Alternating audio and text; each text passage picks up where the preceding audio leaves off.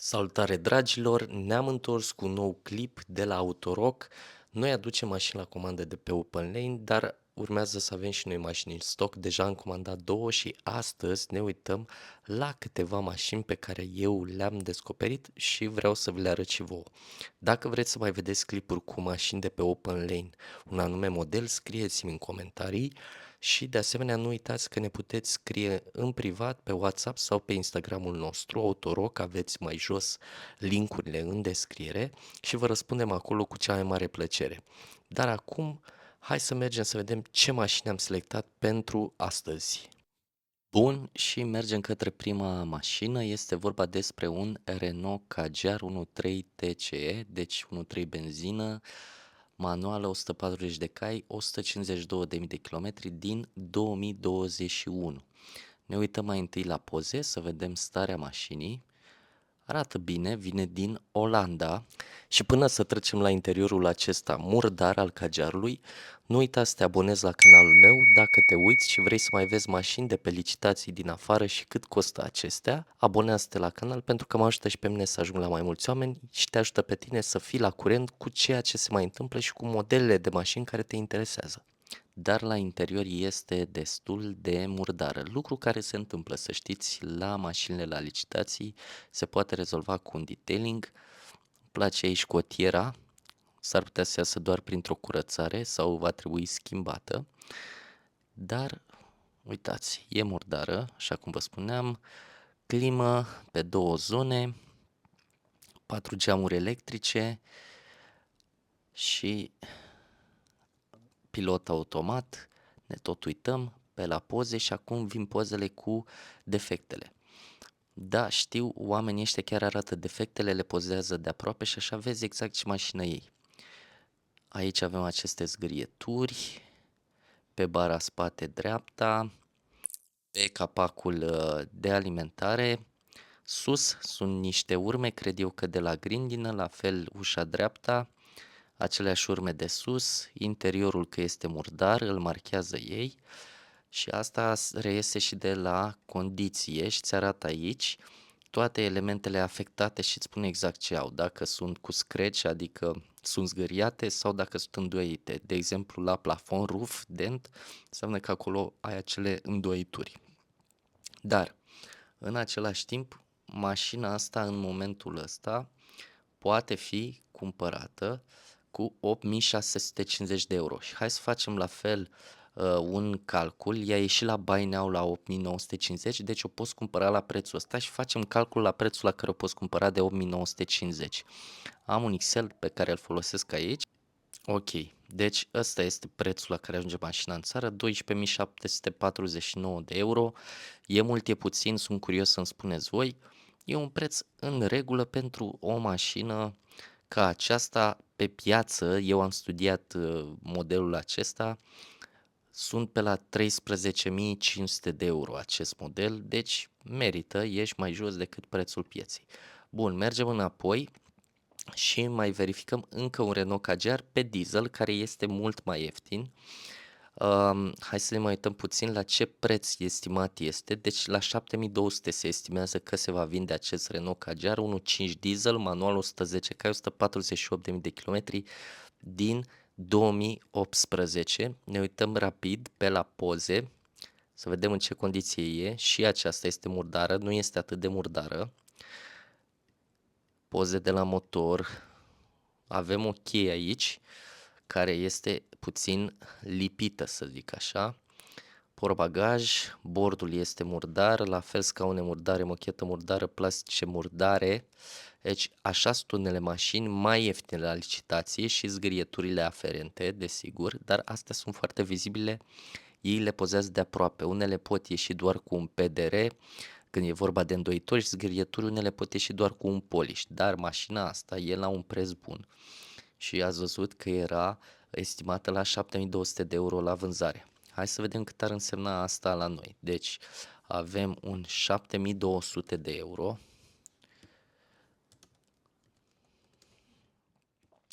Costuri specifice țării de 180 cu 245 costul de licitație.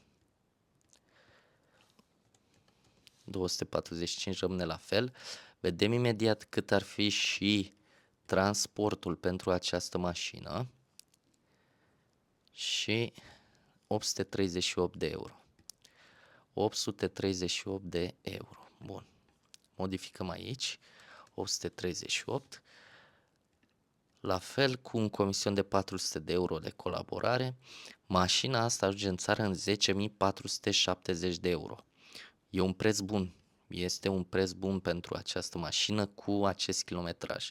Deci o aveți în țară pentru voi la acel preț de 10.470 de euro, ceea ce zic eu că e un preț bun pentru mașină. Mergem înapoi și mai vedem niște mașini. Ne-am uitat acum la Renault-uri. Vreau să vă arăt acest Mercedes GLC 300 diesel, care eu cred că o să ajungă la un preț foarte bun în țară. În momentul ăsta el este la 12.900 și target price-ul, prețul țintă pentru el a fost la 12.200. Sincer să fiu, părerea mea e că mașina asta se va duce undeva în 15.000 de euro preț de vânzare pentru ea de acolo și facem un calcul să vedem cât ajunge și în țară, dar este din 2020 mașina, avem și istoric de service cu ultima intrare în service în 2024 pe 30 septembrie, 2 litri diesel, 245 de cai automată și este și AMG Line. Nu știu dacă vă dați seama de lucrul ăsta, dar este un AMG Line. Vedem interiorul arată foarte bine. Mașină dotată, este mai curată, 177.000 de kilometri. Cameră spate, senzor de parcare, desigur luminile cu LED, nu cred că sunt cele cu laser. Portbagaj electric și în fine, mașina arată bine, are niște zgârieturi, încălzire în scaune, scaune electrice. Pe dedesubt arată așa, arată bine, bine de tot, e și nouă mașina.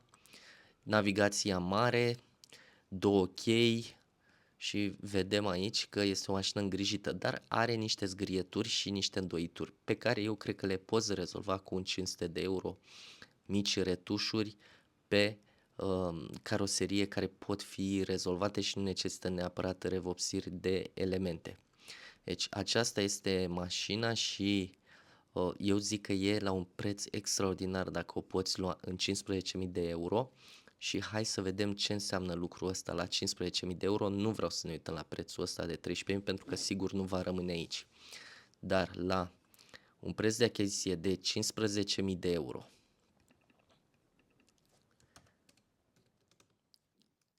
și niște costuri specifice de țării de 270, onorarul licitației 245, costul de transport îl vedem imediat.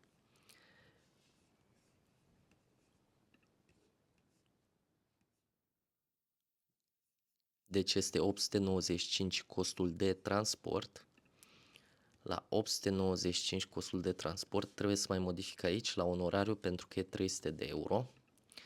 Mașina aceasta ți ajunge în țară cu totul până în 20.000 de euro. 20.000 de euro pentru un Mercedes GLC 300D cu 177.000 de kilometri, destul de bine dotat din 2020. Eu zic că asta, da, asta e o mașină care merită cumpărată și luată dacă aveți acest buget de până în 20.000 de euro și căutați un GLC. Asta e o mașină pe care să pui ochii și să fii atent la ea. Ne-am uitat și la acest GLC. Vreau să vă mai arăt un BMW interesant care zic eu că merită pentru că are un preț bun, deși este mai vechi, are mulți kilometri. O seria 4, 435i, destul de dotat, e bun acum că vine vara, este un cabrio, vedeți și voi, arată bine, e cu piele, 2 chei, navigația mare, încălzire în scaune, aceste faruri sunt bixenoane, head-up display, așa arată la interior și are puține defecte, cameră spate, zgârieturi pe jante, ceea ce e un lucru normal, sincer să fiu, se întâmplă lucrul acesta, niște zgârieturi pe jos, pe la bara din față, pe sus, la fel, zgrieturi pe jante, o îndoitură aici, pe ușă, de la o deschidere de ușă pare a fi. La fel niște zgrieturi pe aripa spate, dreapta, dar așa cum vă spuneam, e o mașină interesantă, chiar dacă are aceste urme, nu e o mașină nouă și trebuie să fiți sincer cu voi și onești, pentru că o mașină care nu e nouă, e normal să aibă și urme de folosire. Așa că mașina asta, în momentul acesta, eu nu cred că se va mai duce foarte, foarte mult. Vreau să ne uităm la prețul ei estimat de vânzare, care este undeva la 11.700 de euro și vom face calculul acestei mașini de la prețul de 11.700 de euro. Hai să vedem acum, imediat ne uităm. Bun, și începem. 11.700 de euro cu niște taxe, le verificăm imediat, de 305 cu 300 și să vedem cât este transportul pentru această mașină, este de 716 euro. 716 euro, modificăm aici codul de transport în Excel-ul meu și ajungem la un preț în țară de 15.894 pentru o seria 4 Cabrio 435i. E preț bun, e preț prost, eu cred că e un preț bun.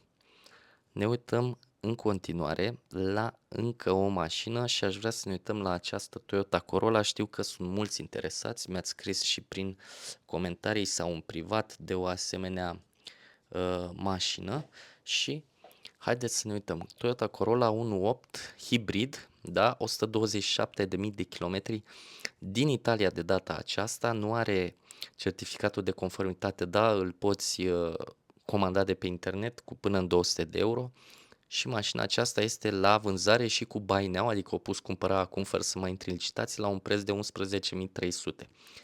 Ne uităm imediat la ea. Mașina e destul de curată la interior și e într-o stare bună, zic eu, comparativ cu ce v-am mai arătat până acum. Deci, are și ea zgrieturile ei, da, uitați, sunt mașini de Italia care au urme, dar hai să vedem dacă merită versus una din țară și să facem un calcul rapid. Mașinile de Italia au niște taxe mai mărișoare și durează mai mult să ajungă în Italia. Așa că avem 430 cu 300 aici la costuri, 430 cu 300, mașina este la 11.300 parcă, în preț de buy now, da? Iar livrarea ei este 729 de euro. La 729 de euro, hai să vedem, mașina aceasta ajunge în 15.500 de euro în țară. Ăsta e prețul în care ajunge, 15.500 de euro în țară. E mult, e puțin, îmi spuneți voi, mai ales că este din 2020, 127.000 de kilometri. Vreau să vă arăt aceste prețuri, clar, și să vedeți și voi cum arată mașinile pe Open Lane la licitații. Așa că hai să mai facem o mașină care mie mi s-a părut interesantă. E acest BMW seria 5, care era la buy now, de-aia l-am pus, 191.000 de kilometri, motorul de 2 litri diesel, e cel detunat pentru că mașina vine din Belgia, unde taxele sunt mai mici dacă mașina are mai puțin cai putere, dar e același motor ca cel de 190 de cai, doar cu un alt soft. Bun, aceasta este mașina, e destul de dotată, mie îmi place cum arată acest interior, scaune electrice, nu sunt scaune sport sau confort, dar arată destul de bine, portbagajul, instrumentarul de bord, seria de șasiu, motorul pare curat, este curat de fapt. Mergem și vedem și ei, vedeți, arată de multe ori și ce profil, câtă carne mai au anvelopele pe ele și cam aceasta este mașina. Automată, moduri de condus, are încălzire în scaune și intrăm și în zona de defecte. Da, are defecte, dar mașina asta are un preț de 13.900 de euro și este din 2019, ca să vedeți cam ce vă puteți cumpăra. 13.900 de euro, vedem imediat, 180, costurile țării cu 300 și 684, costul de transport. Ăsta e costul de transport. Deci 13.900 de euro, 180 cu 300 și 684. Mașina aceasta ajunge în țară la 18.300 de euro. Este în prețul pieței de la noi, deși cred că au mai mulți kilometri la noi mașinile acestea în acest preț. Cei de la OpenLane spun că prețul de piață al ei este de 21.000 de euro și are faruri cu LED, keyless, scaune încălzite, cameră de mers înapoi, cruise control, în fine. Aici vedem opțiunile, nu te poți lua după ele de multe ori pentru că mașinile au opțiuni în plus pe care ei nu le listează și vedem aici și câte probleme are mașina, dar într-adevăr pare că și parbrizul este ciobit și spart, da? Deci trebuie schimbat și parbrizul la mașina asta. Vă arăt prețurile, poate nu toate dintre ele par niște afaceri bune, dar aș prefera întotdeauna să iau o mașină de aici pentru că kilometrii sunt garantați la această achiziție de pe OpenLane. Bun, asta e tot ce voiam eu să vă arăt astăzi. V-am arătat câteva mașini pe care eu le urmăresc.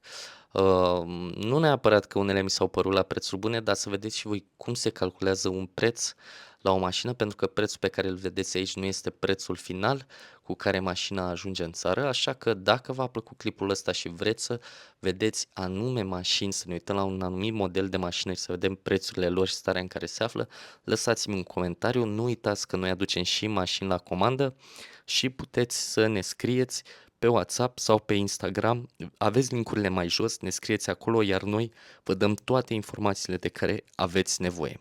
Până data viitoare, numai bine!